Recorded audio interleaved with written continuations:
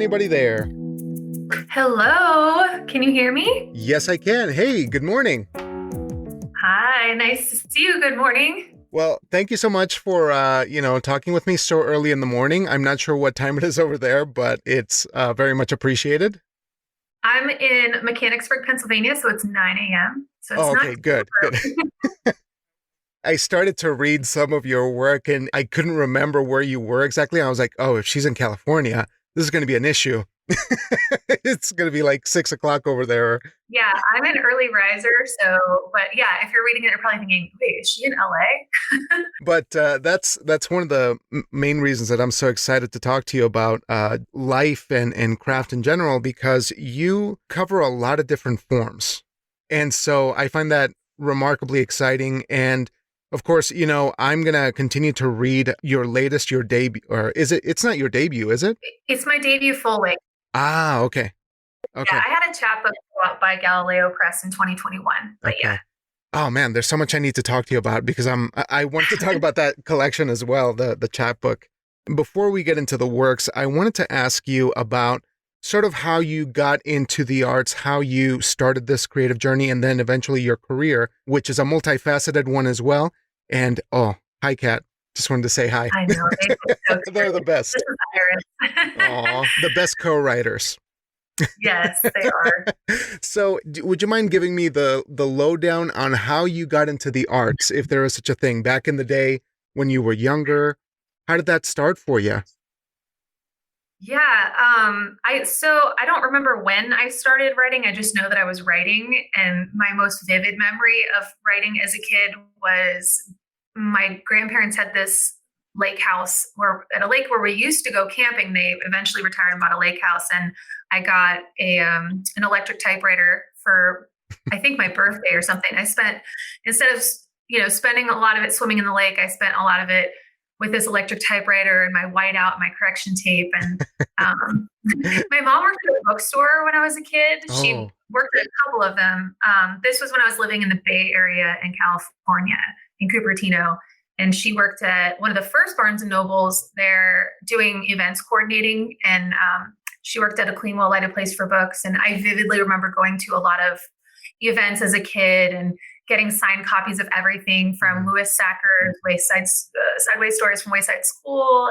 And so I was always reading. And so I really got into, this is going to be like classic 90s kid, R.L. Stine and Diana Haw and Christopher Pike. And so I was like mostly writing horror stuff when I was a kid, just not thinking about craft or form, just like the excitement of creating. So I did that. And then in high school, I ended up, my junior and senior year, they had film classes and that's when I got into film. And so, my love of storytelling took on the visual element. And from there, went to film school. Yeah. So a lot of it, I don't know. I think a lot of it was from reading as a kid and growing up in bookstores. yeah. So, what kind of work were you doing when you were studying film, or when you first started getting into that? Was it still sort of on the horror angle, or were you exploring a lot of different things at that time? So I was pretty angsty in it was late 90s, early the 90s, yeah. Yeah. And I mean, I write about it a lot, but my parents split up. My mom's an addict, who left. And so I kind of grew up with, I don't know, maybe it's just a 90s thing, but I grew up among friends, just kind of raised in like a village of friends and friends' parents type of setting. Yeah. And so that impacted a lot of, I started doing this, like, I hate to say Larry Clark, but like Larry Clark, like cinema verite, like I would just take my camera and I would just go around and film everything because I felt like there was something in the material just around me and the people I hung out with. Yeah. So it wasn't so much horror, but it was very much like art, not art brute, but like kind of like borderline in a way, just sort of like, experiencing life and sharing it in that fashion. Yeah. And it didn't have any sort of narrative shape, really. I mean, the projects I did, but like a lot of it was just trying to figure out the zeitgeist and what was going on. Yeah. What kind of movies were you watching at the time, or kind of bits of art that were influencing you at that age? Yeah. So in high school, I hate to admit I was a huge Tarantino fan. I was really into just the fractured storytelling of his earlier work. Um, and I would say I would go to the indie theater. My friends and I would drive down to La Jolla to the indie theater, like when you used to have to wait for a movie to come out and drive down and see it. And Terry Zweigoff's Ghost World, the adaptation of Daniel Clo's graphic novel, like that was one of the first films that I watched where I'm like, yes, I want to make a film, because I just loved the way it looked. I loved the characters. And, you know, it had that literary feel to it because it was adapted from Close. But yeah, I was kind of just trying to watch and see anything that I could get down to see at the indie theaters. Yeah, absolutely. So it seems that you made quite a bit of inroads in your professional career as a film artist, a creative working in that. How was that experience compared to your writing? And what kind of gratification would you say you got from being in that career versus the writing work that you've done now in recent years? Yeah, so I'll start just really quickly to talk about film school. I went to University of Southern California, and, you know, it was a very elite program, and it was very much like you're here to make art. And there were a lot of talented people, and we made art, and then we graduated, and working in production like I did, I immediately went into working in production, which is on set and is a very different kind of creative. It's a troubleshooting, problem solving creative. But I think it was really important for me to work in production. I became an assistant director, and a lot of it was logistics, endless 20 something hour days with very short turnarounds. And I burn out really quickly. I did something close to 6,000 hours on set in a really short period of time. And I ended up, and I ended up moving into, I wanted to get back to writing. And so that's when I went to Warner Brothers, and I got the job as assistant to the executive producers at 2.5 Men and Big Bang Theory. Because I talked to Chuck Lorre, who I've known since I was since I met my best friend in high school, in middle school. And he knew my intent that I wanted to write. And I didn't necessarily want to write sitcoms, but I wanted to anywhere I wanted to write. And a lot of things happened while I was at Warner Brothers. There was the 2007 writers' strike, which shut down everything, but also just the complete abuse of power, which I write a lot about, that was there. So the artistic experience for me at that level was the antithesis of the act of creation that I feel at the level of writing. I do produce now and you know, make short films and have a lot more creative involvement, but I think working in primetime on multi-million-dollar shows that are well-oiled machines that, you know, have the 2-act structure with the specific, you know, beats, like every week is the same thing. It's situational. Right. That it was very much like this wake-up call of, oh, this is not what I want to make. I wasn't, and that's not to like diss anybody who enjoys those things, but I got nothing out of it. I lost everything from it almost. So. Yeah, and it seems like you made the right call to move away to something that allowed you that sort of creative expression on a constant, because it does seem like the higher up you get, you know, into those levels, the less risk can be taken, because as you said, it's a business enterprise. It is a machine that can operate with or without you, and it just keeps going and going.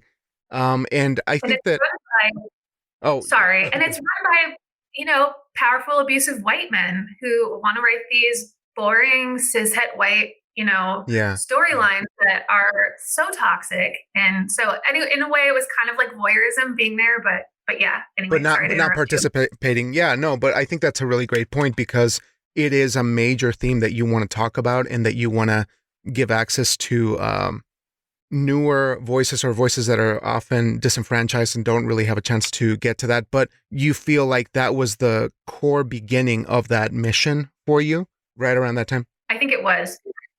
Yeah, it was, because I got to see what the cost really was of making shows that yeah, yeah. Yeah. Yeah. And so I got to ask you this. We're going to kind of go a little bit Yes. to a different direction, but you're also an educator. Do you think that it's very important to talk to your students about this sort of environment? And how do you think that younger filmmakers and creatives can prepare to go into that sort of situation now with that information that you know? Yeah, that's exactly what my goal was in moving into teaching film in particular, because I've taught writing for the last 10 years. But in teaching film production, which is what I do, I'm very transparent with the students about the circumstances. And I'm also clear to say that my experience is not representative of all experiences. I've worked on great shows, features, but I spend a lot of my time addressing their storytelling tendencies that they have, because when we experiment with something new, and a lot of students experimenting with screenwriting or writing for the screen, we do a lot of imitation. Imitation is one form of learning, and oftentimes with that imitation comes these deeply embedded problematic narratives that we need to move away from. And a lot of them are the narratives that exist in the actual work environment. So much emotional and sexual abuse from all genders, and all levels, and so I try to teach them the importance of having empathy. I actually just finished teaching my intermediate production class last week. And instead of having the end of the year celebratory, you guys did a great job, I had to sit down and have a conversation with them about how they needed to exercise humility and how they needed to stop seeing their peers as competitors. And they weren't very happy about that, being called out on it, because they came in with this idea of, I need to be the best. And the thing is it's collaborative, but it's interesting to be in a collaborative space where everybody's trying to just eat everybody else. It's like this very primal. Yeah. So I spend a lot of time talking about that. No, it's wonderful to hear you say that, because in a lot of our institutions, and I remember, in my time as a theater student, it's a similar environment where it's dog eat dog. You got to get the audition, or you got to have the best script, or you got to do this or that. And I find that it's so rare, and I don't know why it's so rare in a field that needs and demands that collaboration, where we're just pitted against each other to hunt for scraps. It doesn't make any sense to me. And so that's really exciting that you lead that on with collaboration in a sense of collective purpose that is so often missing in the creative arts. It's pretty exciting to see. Now, if we could just talk about The Year of the Monster, obviously I got to read a couple of pages of it last night, and I was just so excited because screenwriting is such a beautiful form. It is frenetic, it is immediate, it is in your face, it's so punchy and beautiful. And it seems like you've taken a lot of that energy and it's made its way into this prose hybrid project. Could you tell me a bit about how this project comes to be before we move on to the other ones? And can you tell me about the choices that were made with this work and how you found its shape, given that it's borrowing from a couple of different forms? Yeah, so The Year of the Monster took from inception to publication about 14 years. And I didn't know that I was writing it when I was writing it, because I was in graduate school and I was writing short stories, but I was like, I'm going to write a novel. And I did spend a lot of time writing a novel. I finished, the first half of a novel for my thesis. And then I graduated and I started teaching. We moved here back to Pennsylvania, and I was so hyper-focused on this novel, and I finished it and I sent it out, and I got some agent interest. And then I just, some life things were going on with me, and I dropped it, and I ended up distilling the novel down to a single story, which is the title story in The Year of the Monster. And when I looked at it distilled down to a single story, I recognized the themes in a lot of the other pieces, and this concept of monstrosity, which I used to teach a literature class about the monster. And I started picking through the pieces of my work about monstrosity. I was really kind of deep in, I was getting sober at the time too. So I was like in this very like hyper aware state of Yeah. like trying to correct wrongs, etc., and like self exploration. And so I put the book together. There were some pieces that I ended up taking out, but I couldn't leave out film because so much of my idea of the human monster comes from the way that it's portrayed in film. And for me, film and the film industry are inseparable because I've worked in it. And so that's where, when I started writing, and the pieces in Monster that are written in screenplay hybrid format were originally published in Fiction International as a triptych. And what it was is a lot of it was trying to, fictionalize some things that I had experienced. And for me, the content dictated that form of screenplay. And so then I started playing with it and, sprinkled it throughout the book. It's mostly in the second third of the book.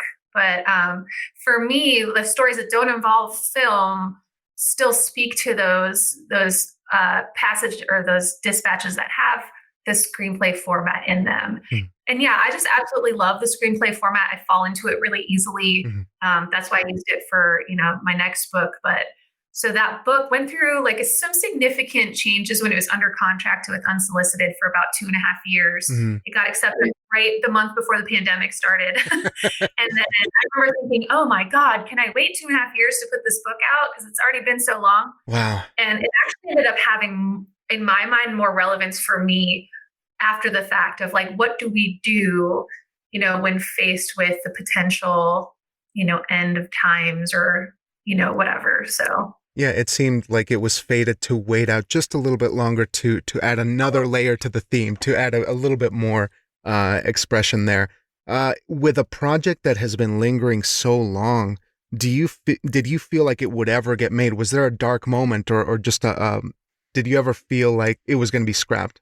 Yeah, I did. Especially right at the end of my drinking, everything just felt like I couldn't finish anything. And no matter how hard I tried to finish a book, whether it was the novel or a collection, I don't know. I think when I sent it out initially as a collection, I sent it to very specific presses, and it didn't go through too many rejections, but I think that there was a part of me that's like, I got to finish something. Like, yeah, I don't know. I think a lot of writers have that feeling of this is never going to happen. Yeah. It's never going to happen. But I didn't even really write or anything my first year of sobriety. So I think maybe that was really helpful for me to get a reset. Well, it's good to hear. I mean, one of the things that I love about talking to folks is to share that collective grief of not knowing, right? And remind folks everything's going to be okay as long as you keep putting pen to paper. Now, what has the reception been like for the work? I know it came out in September, right? So it hasn't been very long, but what kind of feedback have you received on the work? I've mostly received positive feedback. It's interesting to know what the favorite stories are for certain people.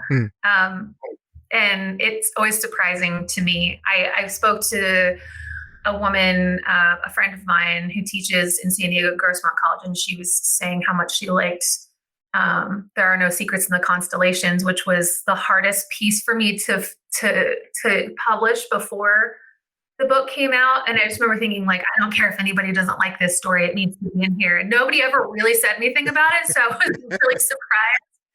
But I've also had some, I think I read like an Amazon review that was also Goodreads, where somebody said something along the lines of, you need to sit down and read it all in one sitting for it to feel like it's keeping momentum. So yeah. Content-wise, I think a lot of people are more interested in the stories that address working in the industry, because it's this sort of like demystifying, of the process. And it's not like a TV show that's made, in order to reveal something. It feels different when it's in writing than when it's on a show. Uh-huh. What have you learned about the work now that it's come out? Or do you see it in a different light? Is there something that you wish you would have done differently? Or how do you feel on the work itself?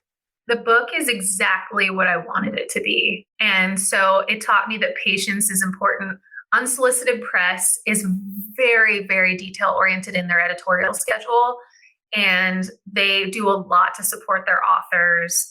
They nominate for awards. They go, to festivals. They send the book out to stores, obviously. But in looking back at what I would do differently, not much, because I was so lucky to get the readers that I got, the blurbs, and it really is representative of a huge part of my life creatively. Like, there are definitely stories that I look at and my style is much different now.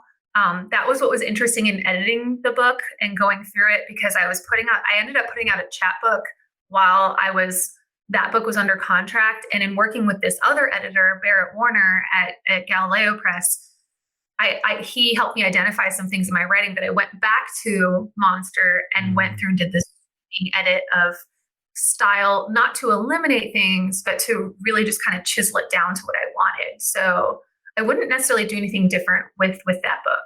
Yeah. And that's wonderful to hear, because it is sort of one of those things where one project sort of leapfrogs you into the next, and there's learning experiences from all of these.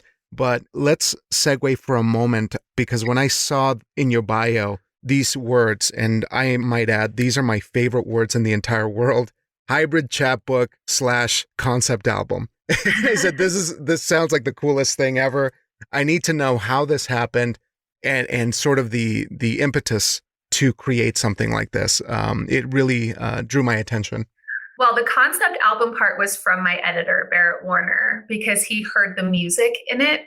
And so then it became formatted like, and I know people can't see this, but I'll show you, but it's like a CD cover that has a track listing on the front. So it's like a very 90s inspired, it has like the lone woman in the desert on the back of it. It reminded me of kind of the You Ought to Know music video for Alanis Morissette. But when I was with Monster, when I was going through making edits and I was pulling stories out that didn't fit the theme, or I was organizing, I ended up with this collection of hybrid pieces, prose poetry, some flash, some stories, some actual poetry, that all connected on the idea of identity and mothers and daughters, and sort of what's handed down to us, and what we accept, what we reject, what becomes problematic. And a lot of it's like fairy tale oriented. And so Galileo Press ended up taking that and really sitting down and just kind of forming it into this playlist of different stories of these women and non-binary characters who are trying to live and trying to break out of this, of the identity that's been handed down to them. So was there a challenge in particular there that you experienced while assembling this, or was there one problem piece that you just weren't able to overcome, and how were you able to solve that problem? There wasn't so much a piece, but I think the part of the process of a book that comes after the book is done that has been really important to me is working with the right editor and trusting the process. I think it's easy to be married to your ideas and your style and to reject somebody else's suggestions. You have to know your reader. So Barrett lived in that book, and he really understood what I was trying to do. It wasn't to say there weren't words that I fought for when we were in the editing process, but he really believed so much in the book and wanted it to be beautiful. I think there are a lot of presses out there that have editors with good intentions, but it could just be wanting to put out the book. And for me, it's important to have an editor who has an experience with the book, and the book becomes an experience for them, and then they're invested in it aesthetically. And he's a poet too. And so for me, that experience, he would send me handwritten edits over 2-day mail and we would go over them on the phone. Like he was just very old school, and he would Yeah. fight for Tara, you start all these sentences with when, which removes us from the present.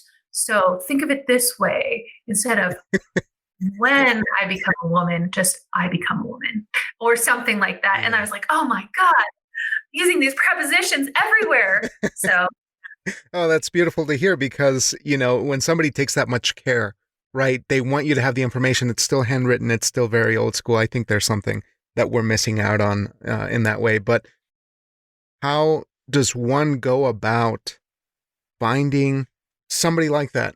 Especially for folks who may not be as connected into the industry or publishing or not have any familiarity. How do you go about looking? Because I think that might be an issue for some folks who, again, might be on the fringes or might not be familiar with this world. Yeah, a lot of it's reading. Free State Review is the magazine arm of Galileo Press, and I had read a couple issues of Free State Review, and then I saw that they were putting out prose chapbooks, and so I ordered one by Jessica Bonder, and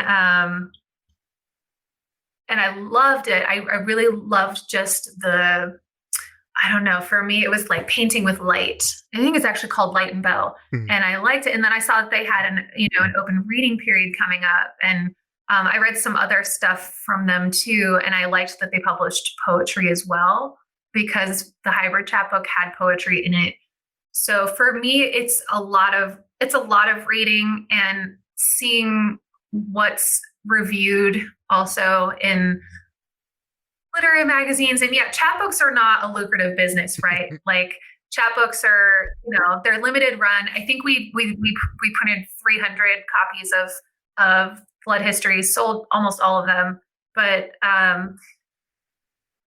so my suggestion is really just reading and then finding community. During COVID, I know I'm going to be that person.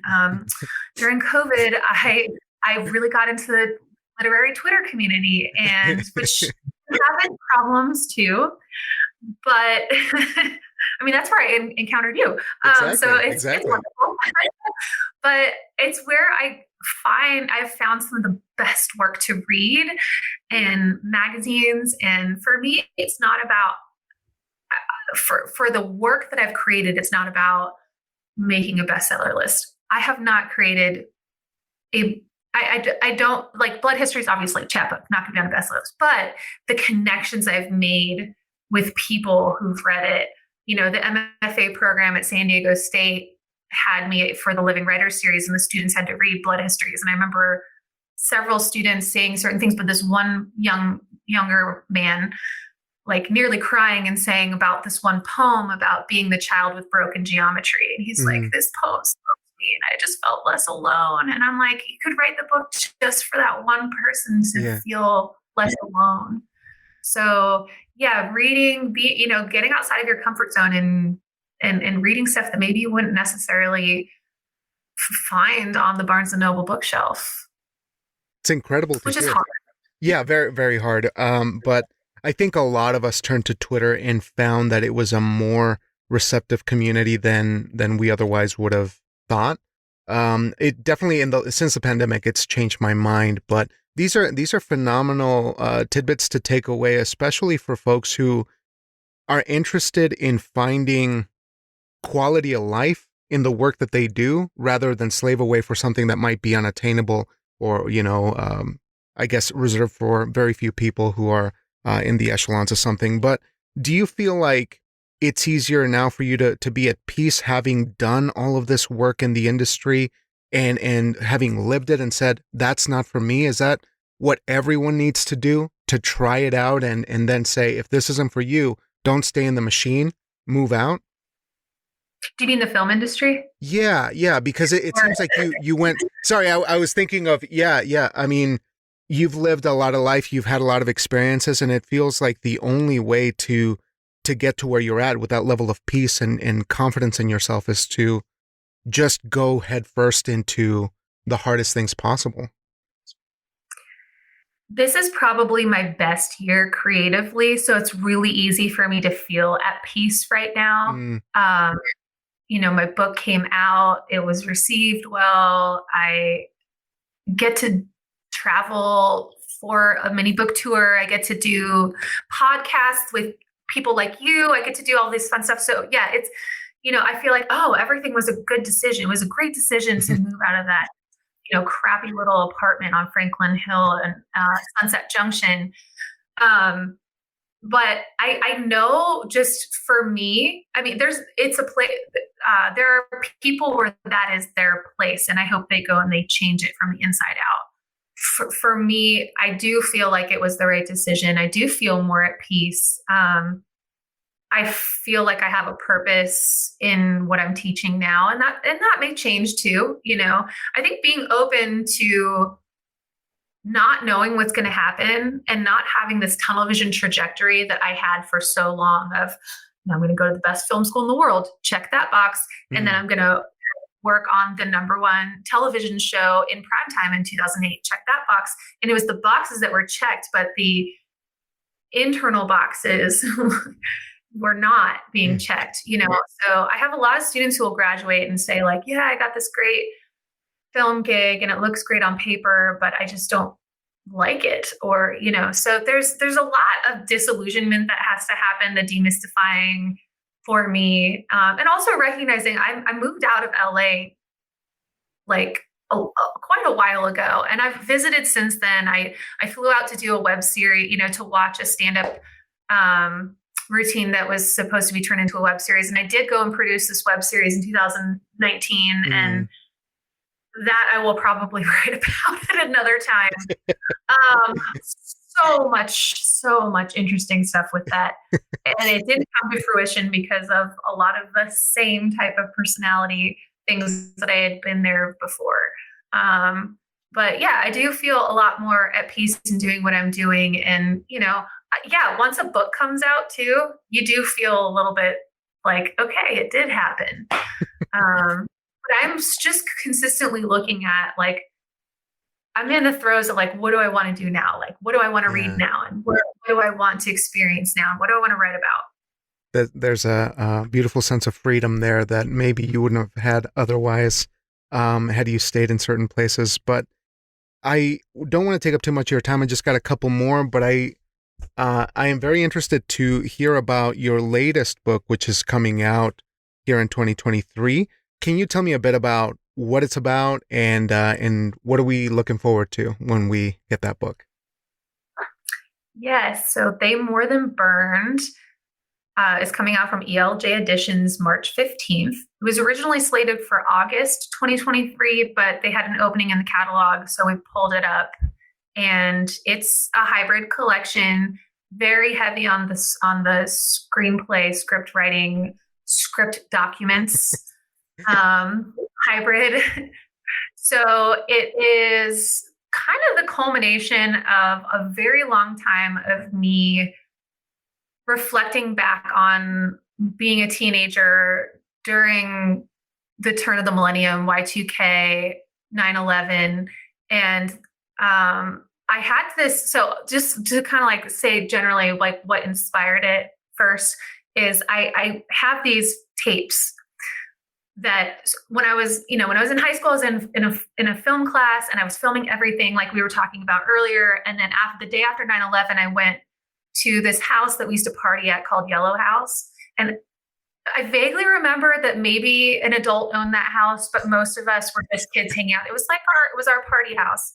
And I went there and I just started interviewing everybody. There, and I was interviewing people for days afterwards. And one of our friends had enlisted in the Army like 2 weeks before. And a week after 9/11, he was getting ready to go to boot camp. And I filmed that and I interviewed him. And so I had all these tapes and I found them after moving. I hadn't looked at them in like 10 years. And a few summers ago during COVID, when there was nothing to do, I was digitizing them. And in digitizing them, I recognized that I had all of these other narratives that I'd had written pieces of that were connecting back to the footage. And so, I was thinking, God, it's been 20 years, and it feels like I feel that sea change, that zeitgeist shift. And So basically, what I wanted to do is I wanted to combine the argument that it's difficult to translate memory in, into film and to see it in film and onto paper. And what would a documentarian do with all this archival footage and these pages? And that was the impetus for these interconnected stories, is that there's a woman who's a documentarian and she comes across these tapes and she makes a short film at a festival that goes to festival. And then the networks want to buy it and they want her to make this feature length blockbuster documentary about, the post 9/11, late Gen X zeitgeist and what happened. And it ends up, being a book about the process and trying to maintain your integrity, your artistic integrity. Mm-hmm. And throughout the different braids, because it's a braided narrative, they include like film artifacts and documents and short stories that feel like archives. And yeah, so the book and They More Than Burn comes from this flash that's in the book. That's a question and answer that was originally titled Flashover and appeared in Still the Journal and was in the Wigleaf Top 50 in 2021. And they're talking about, the Twin Towers and how hot, and, because all the conspiracy theories about the Twin Towers wasn't hot enough to burn steel. And so at one point the character says they more than burned. And that's how it became the title. It really becomes the characters and that all encompass this time and space. Yeah. And how timely this is. I mean, it is a very personal narrative, and you're using a lot of the ideas of the film industry to sort of subvert them in a way. That's what it sounds like. But how timely to get a story about such a tragic event, given that it feels like we're so removed from it now, and people are forgetting, and people don't really understand the gravity of how that changed our landscape. Can you tell me a bit about was there a political motivation for you to speak up on this and say, this is kind of where it all started? If you look back to 9/11, did you feel that like that was sort of an energy that you needed to follow as well? Yeah, that came after. So it's a fiction, but it's based on obviously these tapes. And it came after a lot of the people I grew up with starting to die from drug addiction overdose and going to war and not coming back, or going to the war and coming back and still being there. So I fictionalized it, but a lot of it, there is this through line of PTSD from one of the characters who I've obsessively written about in other books. Like he appears in Armistice in You're the Monster. His name's Joe. He's a real person, but he's, inspired, and he knows I've been writing about him too. And he's the one who went off, who had enlisted in the army. He's an anarchist, actually, who enlisted in the army. He had nothing else to do. Wow. And then he came back, but he didn't really come back, and a lot of it is this like, never really go back. But it definitely started to become this political, especially in the dominant narrative that's braided throughout with the producer and the documentarian, where it's just so much about creating a cinematic piece as opposed to a humanized piece. And that's not to say that cinematic is separated from the human, but it is our culture. I mean, our artists is so commodified, unless, with 9/11 for you and me, because I don't know how old you are, but I was there. Yeah, I remember. Yeah. But that was the shift. That was the shift. And I was 17, and I remember watching it on TV while I was getting ready for school. I was like looking in my mirror in my closet, putting on mascara, and I see this plane, and everything changed. Yeah. And then people, went away and didn't come back. So I definitely feel like it went from the personal to become the political. I very rarely go specifically for political, cultural commentary and then come back to the personal. The personal usually signals that. Wow. And I'm going to be really excited to check that out when it comes out. It marks a time that I remember very well, but I also think that you're doing something so interesting that you're looking at where you come from, like, you know, obviously, like a lot of writers, you know, we all do this, but you let your world be the thing that it is, you know, without getting transformed too much. And I think that's such like beautiful inspiration for a lot of people to, you don't have to manufacture a lot because it's there already as the starting point for what you want to do. But I want to ask you if there is there is a sense that you've dug up the well entirely of where you come from. Is that something that you ever fear, or is that something that you feel like you're redoing your own stories again and again? How do you overcome that, or is it something that's a non-issue? That's a really great question because I was thinking about that a couple days ago about where am I going to go from here? You know, I went from having no books out to then it's everything is how it seems because the people are like, oh my God, you have another book coming out. I'm like, well, it was already in process. Once this comes out in March, I literally have nothing in my cupboard, like nothing. I have ideas of some essay collections I'd like to write, Mm. but yeah, I think this book is something that's just been something that I've needed to write, and it's out now, and it's done.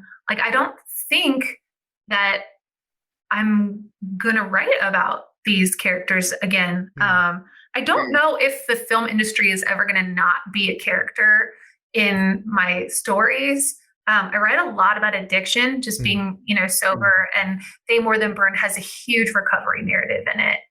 And so, you know, I think like that, well, you know, it's a foundation. I have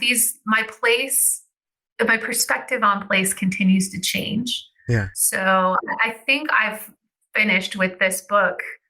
A lot of the material will be laid to rest. I don't really like to repeat myself, but yeah, I think it's laid to rest. I don't know what's going to happen now, which is exciting. Yeah. Again diving into the unknown. You know, that big cliff that we're all afraid of, but where the exciting stuff happens. Do you feel like you might be exploring other forms in the future, or mediums, I should say, like doing audio work or doing, you know, a variety of other things? Is that something that crosses your mind? Well, sound design is something that I love and was my area of specialization in college. And I teach advanced sound design. I'd love to do more with the sound medium. I'm about to make my book trailer for this book soon, which I don't know. I like making book trailers. I didn't get to make one for Year of the Monster because I had COVID and I had a lot of complications for a couple of months leading up to it. Oh, shoot. Yeah, but I have some short films that I'm going to be producing over the next couple of years to one as a part of my workload reallocation at the university, but also it's you know, I'm actually adapting two of my stories. So yeah, so I do see, you know, continuing working as a creative in the visual medium, and yeah, working in I would love to do some more audio work. But yeah, I mean, I like to work in visual and written, and that's why sometimes the two merge, even though some people may have their own opinions about cinematic writing and not liking cinematic writing. Yeah, but I read recently on Twitter, somebody who will not be named said that their goal in their next workshop that they're speaking at is to destroy the notion of cinematic writing. And I said, wow, like really must. What does that mean? What does that even mean? I don't know, but yeah, let people write what they want to write. That's right. Read what you want to read. Yeah. So two more to be mindful of your time here. So lastly here, what do you think makes you efficient when you write in this day and age? Now that you're an educator full time, I imagine you're doing a lot of that work, and that's not easy work. It uses up a lot of your mental, you know, wavelength. How do you do it? How does writing work for you to get stuff done? Yeah, so the first thing I did was stopped drinking because I couldn't get anything done. And that's not to tell everybody to stop drinking. If you're an alcoholic, you should stop drinking. You might want to consider it. I did not finish anything. I would sit down with this whole ritual of like, I'd have a little, Jaeger pint in my desk and I would drink it. And it just got to the point where I would sit down, I'd write and I would black out and I'd wake up and it'd be completely incomprehensible. In addition to just having a lot of other issues. But so I have two kids. I have a 10-year-old and an 8-year-old.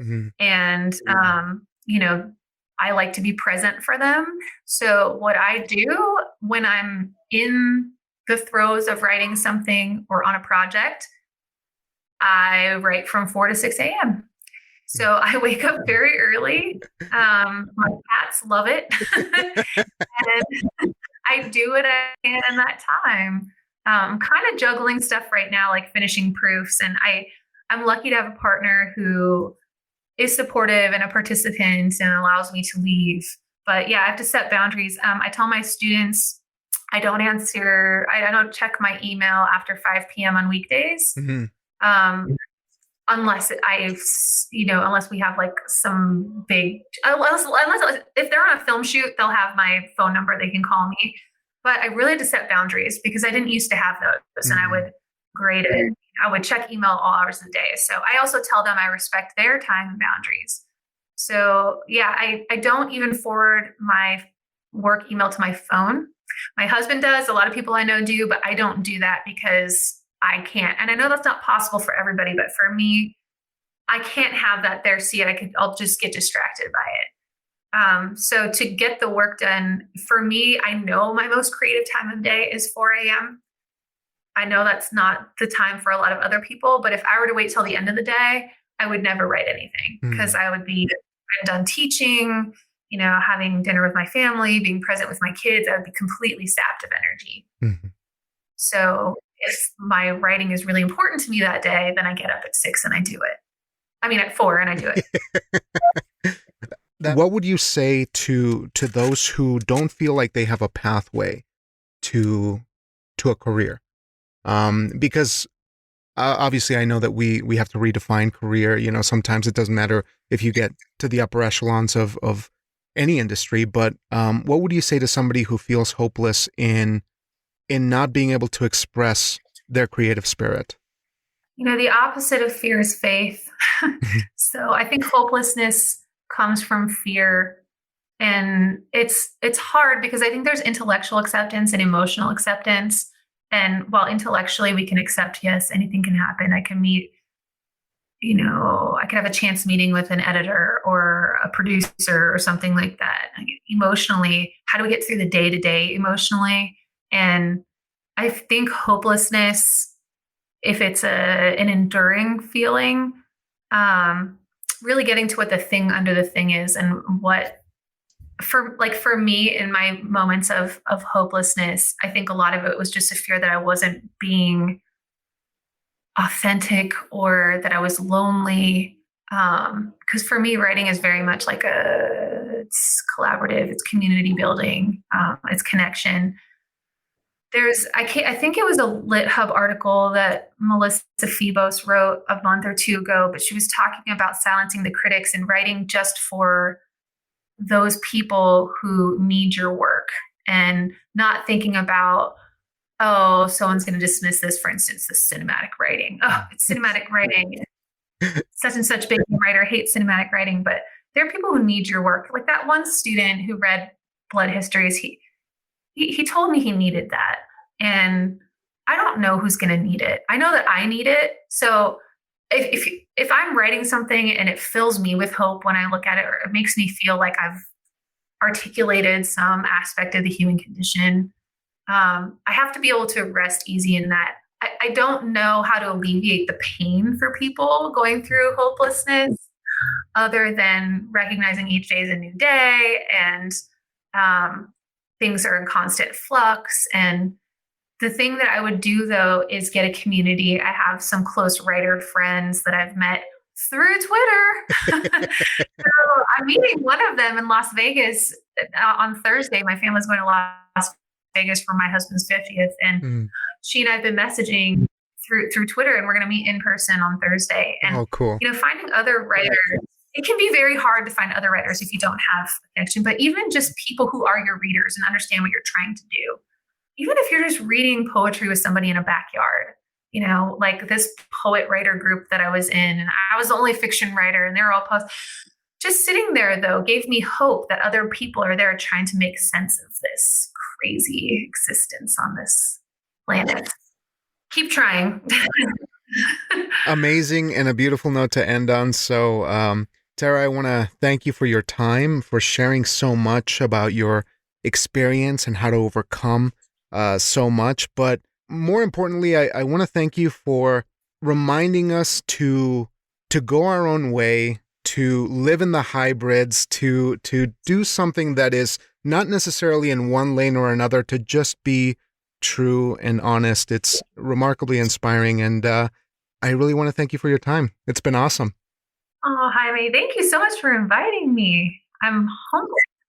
And next time we'll talk about Dali, because I know you got a Dali in the back there, and maybe we'll talk about parenting too, because I got a 9-year-old. So you you're 1 year before me and 1 year after me. So if you got any advice, we'll chat about that. You're such fun here. I don't know. It's fun. It's crazy, but it's fun. That's right. That's right. But I wish you the best on the next book. Please let me know if you ever want to chat next year in 2023. I'll be around, because we just scratched the surface with really good guests like you. It's very difficult. Oh, thank you. No, this is so great. Thank you so much for all that you do. Oh, it's a pleasure. Thank you again. And I'll bug you on the internet here in a little bit. All right. Thank you. Yeah, have a great day. Talk soon. Bye. Bye.